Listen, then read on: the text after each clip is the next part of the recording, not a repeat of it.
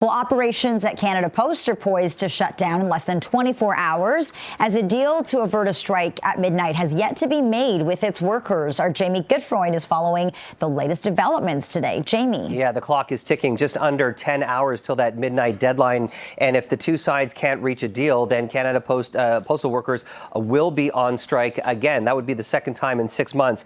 With more on this story and reaction, I want to bring in John Kiru. He's the executive director of the Toronto Association of Business Improvement. We appreciate your time, John. Thank you so much for joining us. Your organization, you represent 84 BIAs, totaling a membership of 80,000 small businesses and property owners. And I'm curious, what are you hearing from them in anticipation of another possible labor strike at Canada Post? Concern, a lot of concern. As was noted, it was not 6 months ago that we went through this. Businesses have been recovering. Ultimately, we're adding yet another layer to what seems to be a perfect storm for small businesses in this city and in this particular case across the country. More and more businesses have pivoted to the digital economy, to supplying beyond their brick and mortar offerings online that they depend to ship on. They've made a commitment, many of them, to ship through Canadian providers, keeping that Canadian initiative in place over the last few months specifically. And this puts on yet another challenge that they're having to face. John, one of the things that we hear is that, especially these small businesses that rely on, door-to-door mail service and courier services, that the last service disruption in November and December, that was the final straw for them, that they would rather pay a premium to some other couriers, but at least have the certainty and peace of mind that their goods and services will be delivered. I'm curious, are you hearing more of that kind of rhetoric as we potentially look at another labor disruption? Yeah, and it's not just the business people. I mean, the consumers are finicky.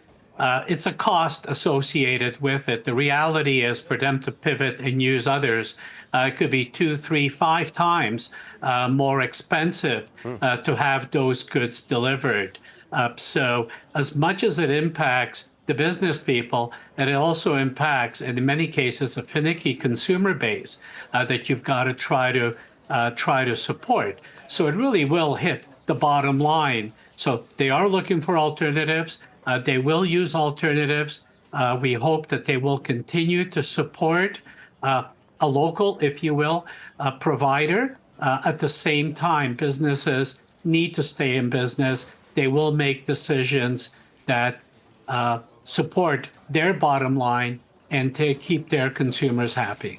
John, I'm curious to get your reaction to what's played out this week. Obviously, on Monday, strike notice was delivered, but it was yesterday that we did hear from the union that represents these 55,000 postal workers that if Canada Post did come to the table with a deal, that they would postpone the job action for 2 weeks. Canada Post responded. They declined that offer, that request, and saying that further delays is in no one's interest. I'm curious, what did you make of all that unfolded yesterday? Well, unfortunately, it is in the interest of the small businesses. Uncertainty is probably the biggest challenge that small businesses face out there, whether it's with the tariffs, whether it was through COVID and closures, etc. All these impacts, all these uncertainties have an impact on local small businesses. So it's unfortunate. Fully understand both positions. 55,000 employees, many of them are consumers, many of them shop at our local businesses, etc. We are supportive of both sides. As business people, we also understand labor costs and everything that comes with it. So we're very hopeful that